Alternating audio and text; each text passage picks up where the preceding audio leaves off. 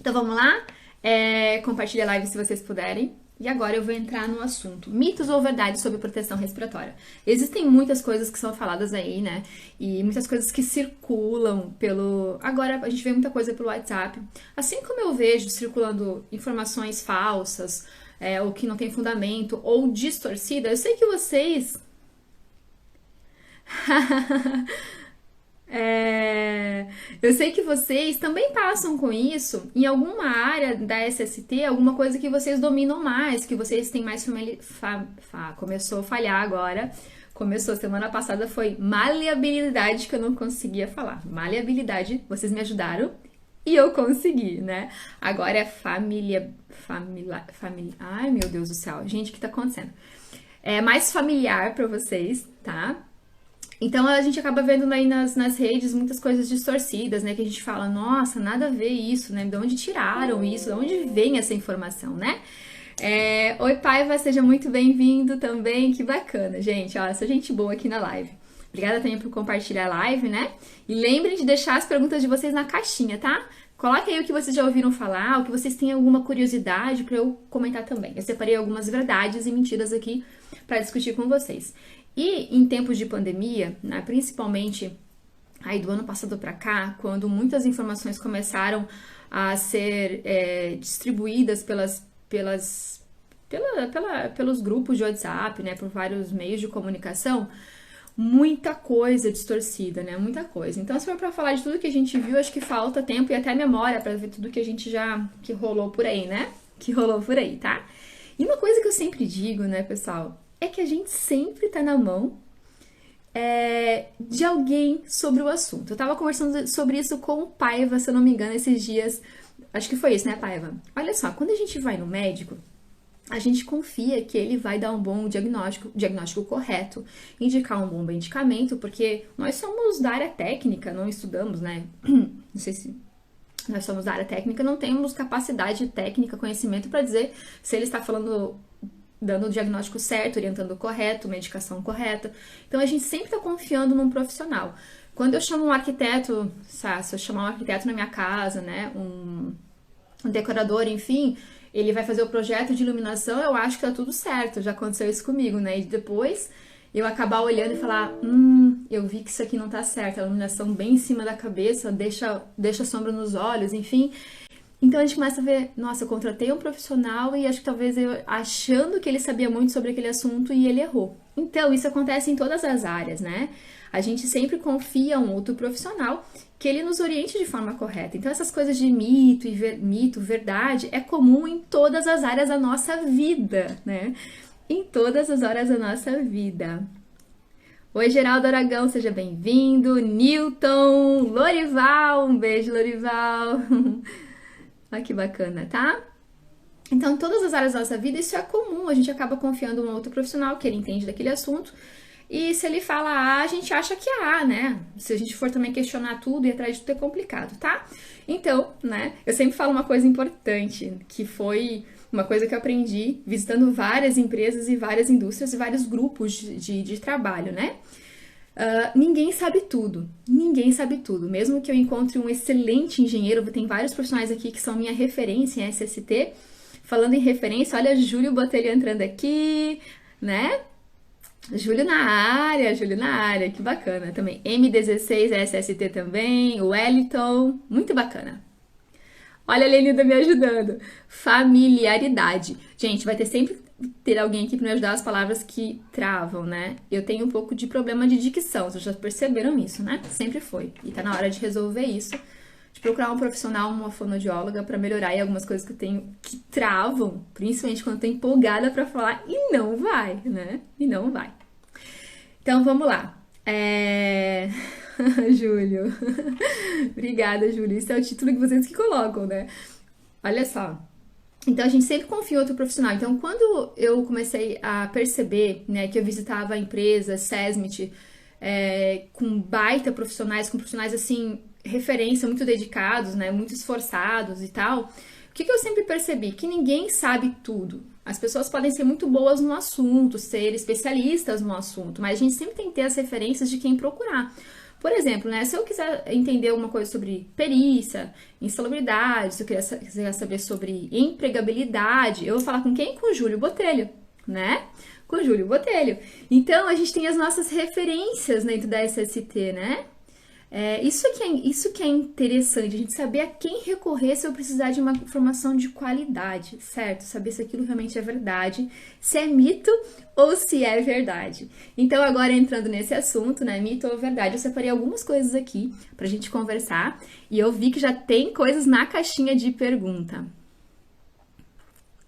Bom, o Paiva já mandou uma caixinha na pergunta, eu quero ver vocês mandando perguntas pra mim também pra gente saber se é mito ou se é verdade. Tá bom? Então vamos lá. Primeira coisa, número de camadas em filtros. Número de camadas em filtros para particulados. Gente, na pandemia essa informação choveu, né? Imagens, fabricantes que fazem propagandas apelativas.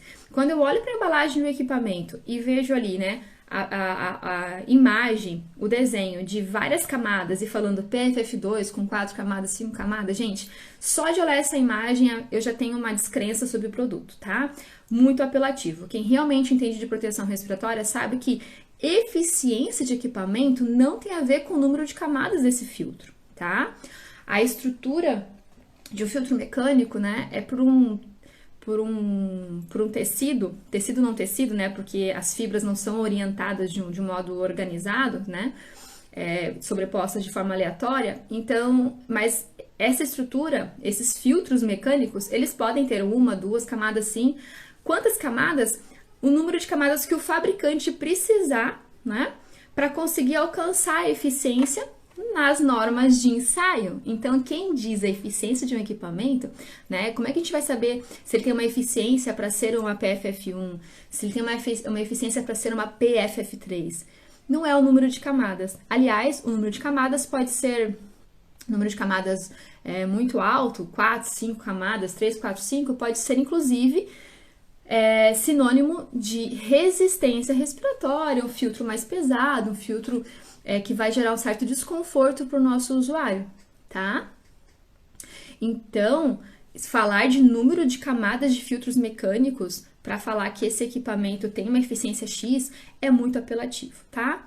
Pode coincidir, sim, pode coincidir de você pegar um filtro e ser um PFF2 e você abrir o filtro e ter 2 camadas ali, tá? De filtro. Lembrando que a camada de fora é para impressão das informações, a camada de dentro é para dar estrutura no equipamento também e para ter o contato com a pele, é a parte que tem contato com a pele, e o filtro fica entre essas 2 camadas, tá?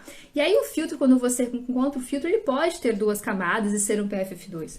Ele pode ter 3 camadas e ser um PFF3. O que a gente não pode acreditar é que o número de camadas é que determina a eficiência do equipamento. Que um equipamento com 1 camada, 2 camadas, vamos trazer a mesma referência? Um respirador, 2 respiradores PFF2, tá? Um com 3 camadas é melhor do que o outro com 2. Isso não quer dizer nada. Pode ser, inclusive, negativo, como eu já expliquei, tá? O fato de ele ter mais camadas pode, né, conferir a ele maior resistência na respiração do que esse aqui, que o fabricante se esforçou, né, para ter alta eficiência no filtro, sem precisar de um filtro espesso, um filtro grosso. E falando em espessura de filtro, eu falei de camadas, né? Que isso é um mito, tá bom? Isso é um mito. Mas agora, acrescentando aí nesse mito, a espessura do filtro também, tá? Filtros mecânicos, quando você pega um respirador descartável, que ele tem, né, um filtro mais espesso e mais grosso, tem gente que acha isso positivo. Mito também. Não é positivo isso. Tá? Isso não é positivo, também não quer dizer que ele vai ser melhor porque ele é mais espesso. Eu já vejo com o olho assim, muito grosso, muito espesso, maior resistência respiratória, provavelmente, né? Então, da mesma forma que eu não posso achar que ele é melhor, eu também não posso achar que ele é pior, tá bom? Então, vamos nos manter neutro em relação a isso. Então, só não podemos confundir que número de camadas sinal de respirador muito eficiente e nem respiradores com filtros espessos que sejam eficientes também em relação ao respirador mais fino. Isso é tão injusto, porque os melhores fabricantes do mercado, eles se esforçam para te entregar um filtro leve, um filtro fino, né? Um respirador que tem uma estrutura com menos camadas, para te dar o quê? conforto. E aí o olhar de um consumidor despreparado, e a gente deve fazer isso com muitas coisas na nossa vida, de classificar de forma errada, a gente olha um e outro e fala, ah, esse aqui mais grossinho é melhor, né? Pelo contrário, às vezes tem aqui que tá a tecnologia, né? Aqui que tá a preocupação do fabricante de entregar um respirador para você, né, com boa eficiência, mas que seja leve, tá bom? O Paiva tá falando aqui. Antes de responder o pai, vou dar uma boa noite para minha mãe, tá sempre conferindo as minhas lives. Muito legal, muita gente boa entrando aqui, tô muito feliz, tá? O Paiva colocou aqui, fora as propriedades eletrostáticas, né? Sim, uma curiosidade, né? É que esses tecidos, essas mantas filtrantes, quanto melhor o tratamento eletrostático, melhor a eficiência de captura das partículas, né? Filtros mecânicos, olha como um assunto rende, a gente vai desdobrando, né? Comecei falando de número de camadas de filtro, que é um mito, né? Dizer que quanto mais camadas, mais eficiente. Falamos de espessura e agora o Paiva falou de eletrostática. Então, os filtros mecânicos, o processo de retenção, eu sempre falo isso, mas é sempre bom repetir. O processo de retenção de partícula... Oi, Jailson, tudo bem? Ai, que bacana! Participação especial aí, amigo de trabalho. Tá? Já vou responder também a do Guidoval. Então, o processo de captura das partículas em filtro mecânico pode ser até por peneira. Peneira é um dos mecanismos, tá? É um dos mecanismos. Mas, se aqui fosse as fibras de um filtro, né? Se a gente imaginar que isso aqui fosse as fibras de um filtro, o tamanho das partículas é bem menor do que esses espaçamentos que estão aqui, né? Para quê? Para que o ar passe com facilidade. Então, como é que as partículas ficam presas aqui? Por vários mecanismos, né? Tem vários mecanismos que fazem a partícula tocar nesta fibra, mas o que faz a partícula se manter presa na fibra é a atração eletrostática, é o tratamento dessas fibras para conseguir reter. Então, o tratamento eletrostático na fibra, ele não só retém a partícula, como também é uma força de atração. Então, facilita que digamos, né, eu estou aqui com o filtro e aqui o fluxo de ar, quando essa partícula está passando aqui pelo filtro, ela seja capturada, né? A força de atração é maior, então o fabricante consegue uma maior eficiência de filtragem sem o filtro tão espesso, sem o filtro tão pesado, tá? Então, a questão de tratamento eletrostático, sim, né, Paiva, ele ajuda bastante também na eficiência do equipamento. E é nisso que os fabricantes, eles investem, tá bom? É isso que eles estão investindo. Quem está preocupado em qualidade, quem está preocupado realmente em entregar um equipamento bom pro cliente final, né, pro usuário, ele está investindo não em espessura. Pode ter certeza que ele não está investindo em espessura de filtros, e sim na qualidade para que seja muito mais eficiente, tá certo? É igual, talvez, vou viajar num assunto que eu não conheço muito, se eu falar besteira também vocês podem me corrigir aqui. Talvez uma bicicleta, né, de corrida, uma bicicleta desenvolvida, né, para ganhar velocidade, ela não é pesada, ela não é robusta para mostrar que ela é melhor, ela é mais fina, tem design mais leve, certo? Deve ser assim que funciona a construção de bicicleta para esse fim. Então a gente deve fazer algumas associações desse tipo, tá bom? Guidoval aqui, ó. Névoas de água suaves de jato de lavagem de peças contribui significativamente para o aumento da resistência em respirar? Então, o que acontece, Guidoval? Olha essa pergunta do Guidoval e eu já vou pro segundo mito, tá? Já vou pro segundo mito, eu só vou explicar, responder essa pergunta do Guidoval. Coloquem na caixinha aqui, que quando eu acabar de falar dos mitos que eu listei, eu vou para as perguntas de vocês na caixinha pra gente falar se é mito ou verdade, tá? Professor Matheus Carvalho, seja muito bem-vindo, André Gualia também, tá? Leandro, que bacana. O Guidoval perguntou assim, névoas de água suave de jato de lavagem de peças contribui significativamente para o aumento da resistência respiratória? Resistência respirar? Sim. Por quê? Porque é um processo que gera no ar névoa de água. Pela pressão, né? Pela pressão do processo, tem a quebra desse líquido que transforma, né, essa água em partículas menores, leves, e que, dependendo do tamanho dessa partícula, vai ficar suspensa no ar por um tempo ali, gerando o que a gente chama de névoas, tá? Um tipo de... é o estado físico da água, né? A água está naquele ambiente ali, uma parte dela, uma fração dela, como névoa. Então, os filtros mecânicos, ao reter a névoa, claro, né? Vai preenchendo ali o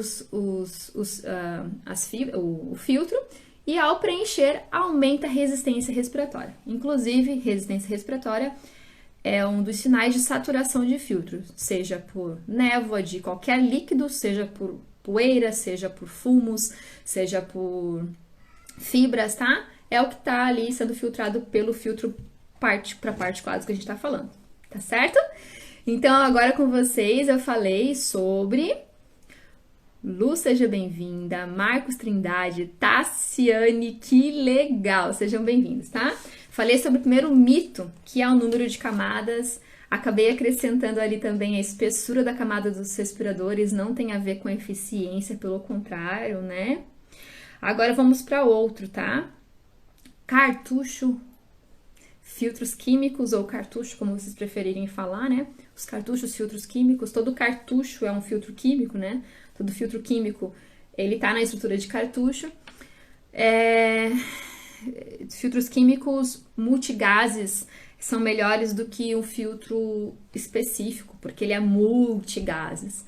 Gente, você pode aplicar, isso é outro mito, tá? Vamos aplicar então filtro multigases, que é melhor do que aplicar só do que o filtro para vapores ou só para gases ácidos, ok? É o seguinte, isso é um mito. Eu só vou aplicar. O que é um filtro para começar? Definição. O que é um filtro multigases? É um filtro que é aplicado para mais de um gás. Qual gás? Depende o que o fabricante decidiu, né? Na embalagem do cartucho tem os gases ou vapores que ele pode filtrar, tá? Que ele é adequado, a aplicação dele é adequada, tá? Agora, quem decide quais são esses gases e vapores é o fabricante, não é padrão, né? Um filtro multigases de uma marca não é igual da outra, não é obrigatório ser igual da outra. Multigases é que filtra mais de um tipo de contaminante, certo? Agora, qual contaminante é esse? Você precisa ver o boletim técnico do fabricante, consultar o fabricante, certo? Então, essa é a definição de um filtro multigases, certo? Então, por que é mito dizer, Georgia, que aplicar um filtro multigases não é a melhor forma, não é a melhor seleção do que só um filtro para uma substância? Não seria melhor? Se você tem no ambiente, de fato, mais gases, uma mistura a ser retida, a ser filtrada, aí sim aplicar um filtro multigases de acordo com essa mistura é eficiente. Agora, comprar um filtro multigases sem saber se você tem esses gases no ambiente, aí é uma furada, tá? Isso demonstra pra gente o quê? Falta de certeza, conhecimento sobre o seu ambiente, você não tem certeza sobre o que você tem lá, ou você compra um multigases para, se tiver mais de uma substância, vai filtrar. Então, não façam isso. Por quê? Porque acaba diminuindo também a vida útil do filtro. Vamos de exemplo? Vamos de exemplo. Digamos que no ambiente eu tenha vapores orgânicos, tá? Vapores orgânicos e mais uma substância, tá? Vapores orgânicos e um gás ácido, tá? Vapores orgânicos e gás ácido. Só que daí faltou esse cartucho lá no fabricante. No fabricante não, no distribuidor. Faltou e aí alguém falou assim para o seu comprador: ah, não, mas pode levar então aqui o multigases, que é até melhor do que esse filtro para vapores orgânicos e gases ácidos, porque multigases filtra mais, né, mais tipos de substâncias do que esse que você está levando. Neste momento, isso não é positivo. Primeira coisa que eu tenho que ver, esse multigases vai ter, né, a propriedade, ele foi construído para filtrar essas substâncias que eu tenho no ambiente? Se sim, se essas duas substâncias que eu citei está entre as propriedades do cartucho, ok, tá? Pelo menos eu tenho ali no cartucho uma estrutura que vai filtrar essas duas substâncias. Agora, se eu tenho ali um cartucho para várias substâncias e não são essas que eu tenho no ambiente, ou são uma parte delas, esse cartucho tem uma vida útil menor. Menor, por quê? Porque ali naquela estrutura eu tenho um material, né, um sorbente, um material que vai segurar, que foi projetado para segurar essa mistura de contaminante, e cada um pode ter um tratamento diferente para ter eficiência na absorção, na adsorção dessa substância. Então eu tô lá aplicando um cartucho que tem propriedade para reter 4, 5, 6 tipos de substâncias, eu tenho apenas uma no meu ambiente. Então a capacidade, a vida útil dele para aquela única substância é mais baixinha. Por quê? Porque ali eu tenho que ter capacidade para segurar várias substâncias, né? Então a vida útil é menor do que se eu estivesse comprando um filtro químico, né? Somente para gases, ácidos e vapores, né? Tá bom? Só para esses dois contaminantes. Então aplicar filtro químico multigases sem saber se é exatamente isso que você tem no ambiente, se esse multigases, gente, olha só. É exatamente, eu ia fazer essa comparação com varredura, Guidoval. Perfeito, tá bom? É isso mesmo que eu até separei aqui pra gente fazer essa comparação, é aí que eu ia chegar. Antes de dar boas-vindas para Bergo Equipamentos, tá? Um parceiro também, que é um distribuidor de equipamento de proteção individual de Jaraguá, aqui presente na live, tá? Jaraguá é uma cidade que eu amo atender e a Bergo Equipamentos é um parceiro também. É exatamente isso, Guidoval, né? Selecionar um filtro multigás sem saber o que você tem no ambiente é igual fazer varreduras de vapores na hora de fazer avaliação química, aplicar, né, essa metodologia de fazer varredura de vapores, varreduras de metais, sem saber se naquele sistema, né, que você está adquirindo para fazer a avaliação, se esses são os vapores que você tem na área, né? Se o fabricante, esse laboratório, essa varredura vai conseguir varrer os vapores que você tem na área, né? Ele lista ali quais são os vapores. Cada fabricante, né, cada material é estruturado para varrer vários solventes e vários metais. Quais? Não é padrão. Você precisa saber quais são esses vapores, quais são esses metais, para saber se essa varredura é capaz de varrer o que você tem no ambiente. Então, assim, varrer, mas vai varrer o que eu preciso,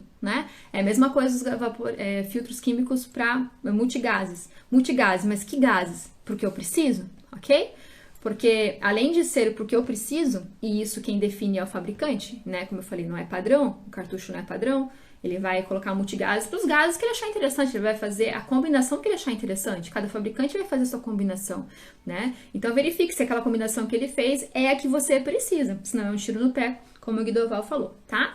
E outra coisa, informação importante, né, que fundamenta isso que eu tô falando para vocês, é o seguinte.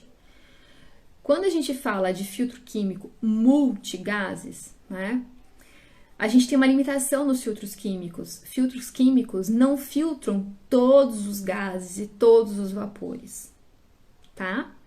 Tem várias substâncias no estado físico de gás e vapor que não tem filtro químico eficiente para elas.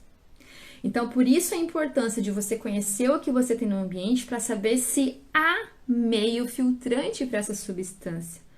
Tá? Não é só comprar um multigás que você, não, multigás é para todos os gases. Não. Parece básico falar isso aqui na live, mas pode ser que tenha alguém que tenha impressão que ainda que multigás é para vários gases, né? Inclusive para um mix muito grande de substâncias, tá? Não, tá? Cuidado, dá uma olhada ali no boletim técnico, certo? Tem perguntas na caixinha aqui, eu já vou para elas, tá? Então vamos pro terceiro aqui. Eu tô oscilando aqui um pouco entre equipamento, um pouco sobre procedimento, tá? Outra coisa é PPR elaborado só por engenheiros, tá bom? Isso pode ser a dúvida de muitas pessoas, porque direto eu recebo essa pergunta em box, nas lives também, tá? Ela é repetitiva, Georgia. Preciso ser engenheiro para fazer o PPR, para assinar o PPR, para elaborar, para implementar, para fazer gestão, para fazer treinamento de PPR, para fazer ensaio de vedação? Não precisa. Eu sou engenheiro ambiental, sou engenheiro de segurança do trabalho, sou higienista ocupacional, mas não precisa ser engenheiro para trabalhar com o programa de proteção respiratória. Tem que ter capacitação, tá?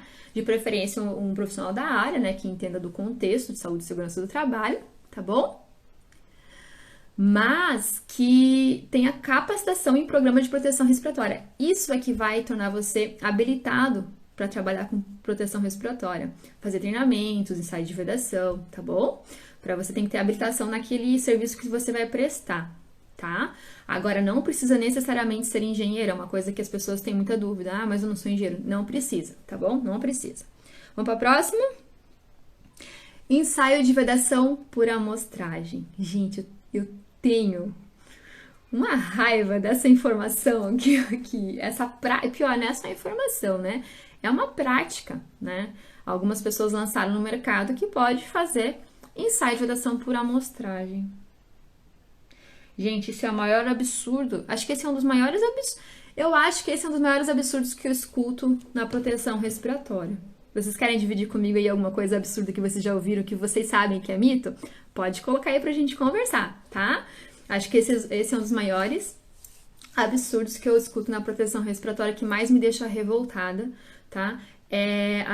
Venderem essa estratégia de execução de ensaio de vedação. Gente, isso é absolutamente errado, tá bom? Ensaio de vedação é feito em todos os usuários de proteção respiratória que usam equipamento de proteção respiratória com vedação. Claro, né? Capuz, protetores faciais, né? Conectados a sistema de linha de ar, máscaras de solda, enfim, tem outros equipamentos para jatista, que não tem vedação no rosto, funcionam como proteção respiratória, porque está ligado, né, no sistema aqui de adução de ar, tá? Que gera pressão positiva, mas que não tem como fazer vedação, porque não tem vedação e o sistema é positivo, ele manda um fluxo de ar aqui, né? Inclusive tem que ter como sair esse ar, certo? Então não tem vedação. Então, todos os usuários que usam proteção respiratória, todos, se a empresa tiver 2.000 usuários de proteção respiratória, ela tem que se programar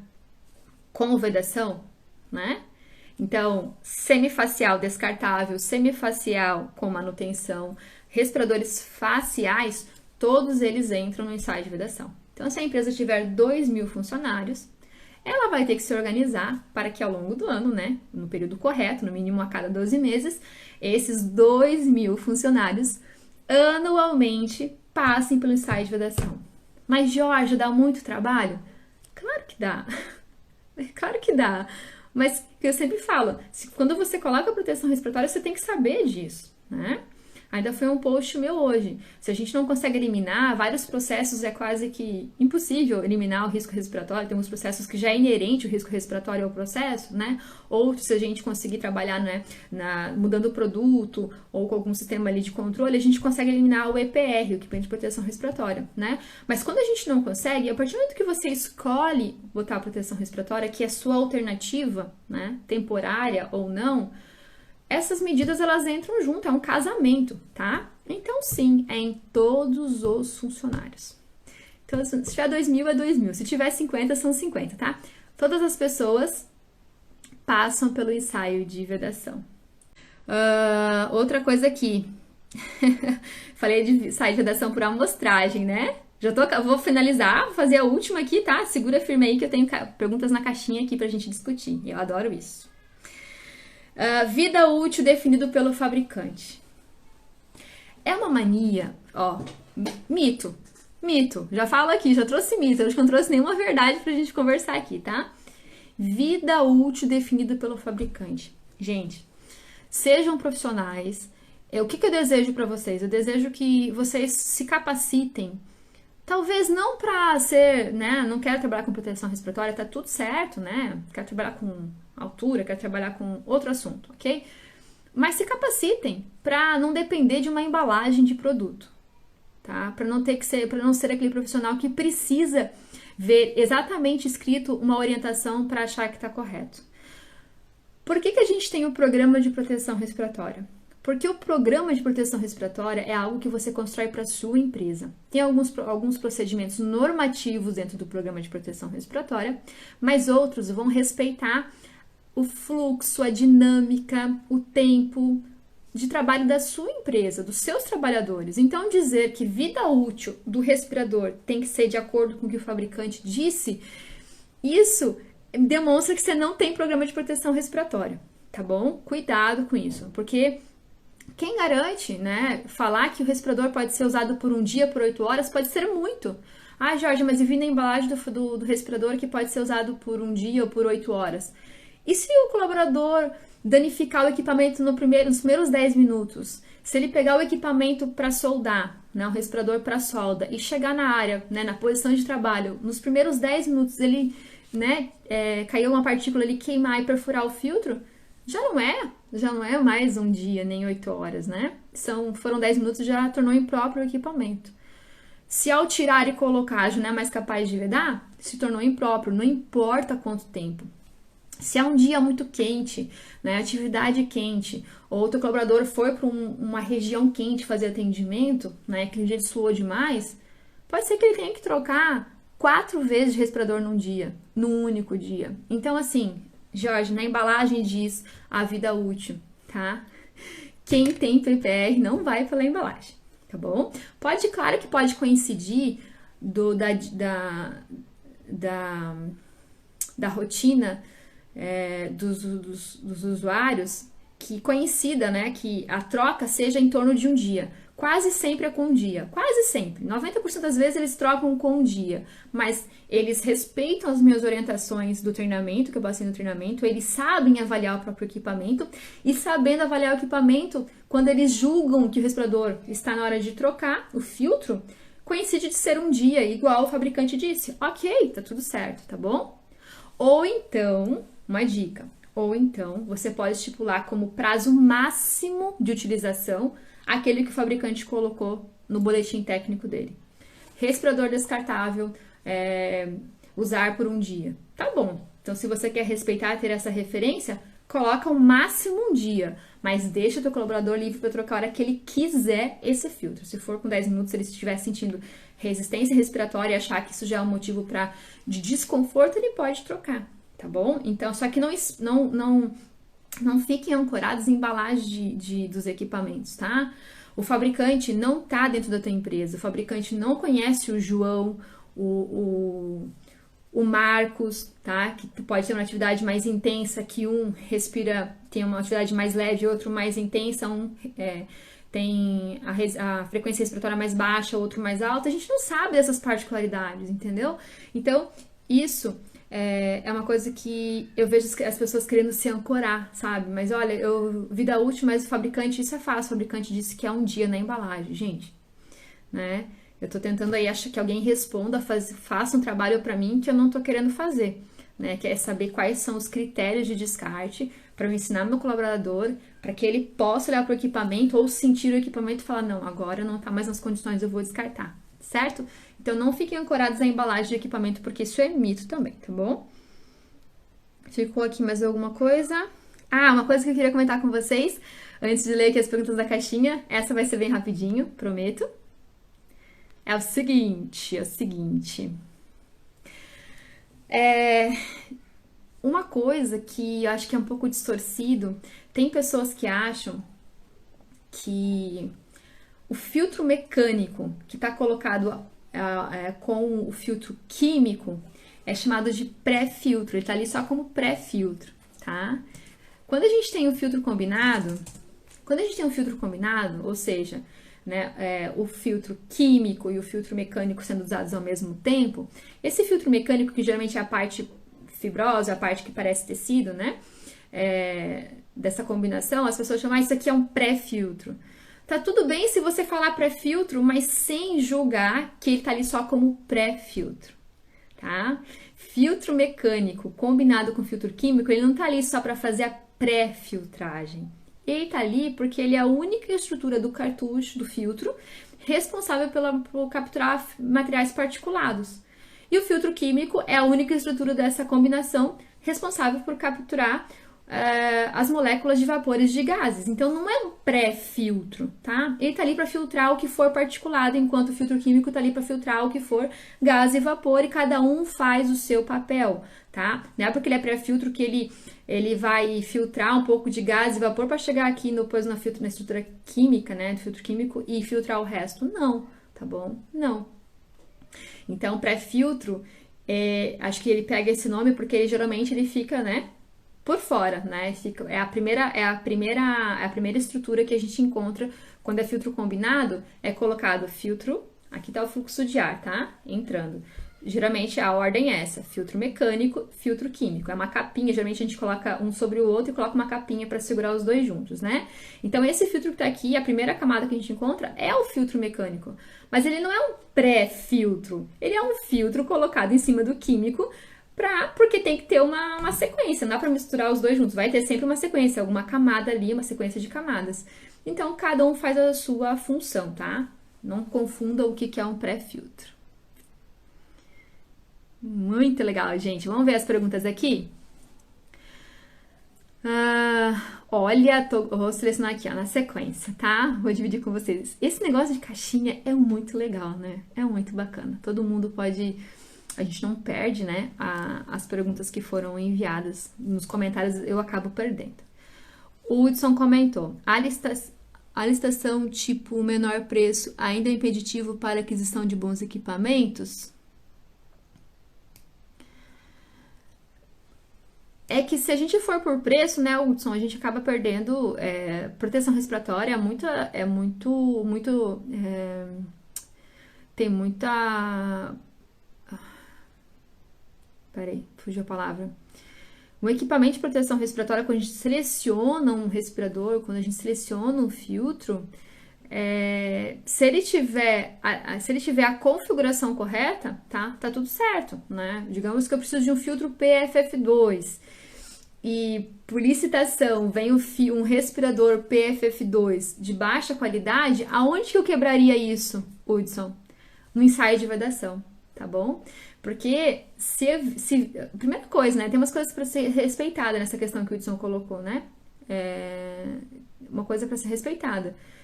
Onde que eu filtro? Aonde que eu filtro o equipamento de baixa qualidade?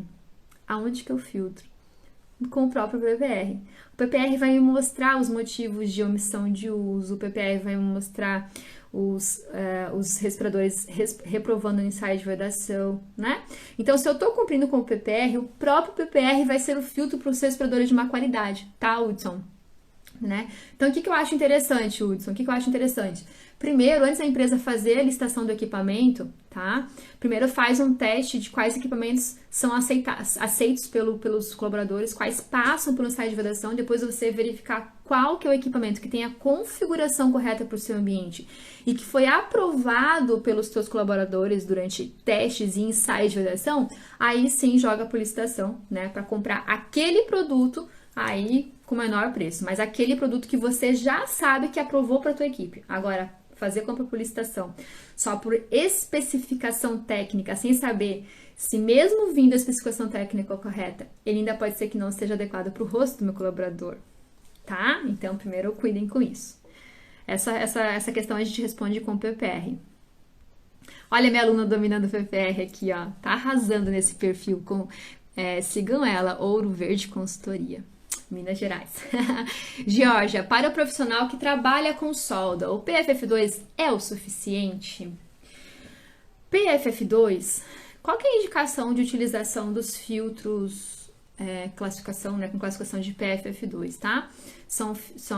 Esse filtro PFF2 é utilizado para reter aerossóis, né, partículas, tá? Contaminantes que estejam no estado físico de partículas e que foram gerados termicamente, tá bom? Então, se eu tiver uma poeira, ok? Uma poeira 6 vezes acima do LT, eu vou precisar de um PFF2. Mas vamos falar da solda, que ela falou de solda, tá? Vamos responder essa da solda. Então, assim, se esses contaminantes da solda, tá? Se essa composição da solda não tem nenhum contaminante, escutem essa informação. Se nesse processo de soldagem, né, esses fumos, o que compõe ali o risco respiratório nessa atividade da solda, não tiver nenhum contaminante com limite de tolerância abaixo de 0,05 miligramas por metros cúbicos, tá? Se o limite de tolerância dessas substâncias da solda forem acima de 0,05, o LT, tá? Eu posso usar PFF2. Eu posso usar uma P2 e PFF2. Agora, se eu tiver ali, né, um fumo metálico de um metal, ok? Que o limite de tolerância é abaixo de 0,05, então a gente considera uma partícula altamente tóxica. Quem considera isso é o Programa de Proteção Respiratória. E a gente vai aplicar PFF3, tá bom? Vê se eu respondi a tua pergunta. Tá tudo bem, PFF2 para partícula gerada termicamente, PFF2 está correto, certo? Se foi gerado termicamente, eu nem posso colocar PFF1. Termicamente, a gente parte do PFF2. Então, particulados gerados termicamente, eu começo pelo filtro PFF2. E posso ficar nele, resumindo agora, e posso ficar no PFF2 se eu não encontrar nenhuma substância, tá? Que tenha o limite de tolerância inferior a 0,05 miligramas por metros cúbicos, tá bom? Agora, se não, tem aqui um óxido de chumbo, por exemplo, tá? Alguma coisa assim? Tá, tô supondo aqui, tá? Aí eu tenho que colocar uma PFF3, ok? Respondido? As dúvidas de vocês, tá? E convido vocês para o próximo Respira Brasil de quarta-feira que vem. Um abraço para todos, obrigada pelo apoio.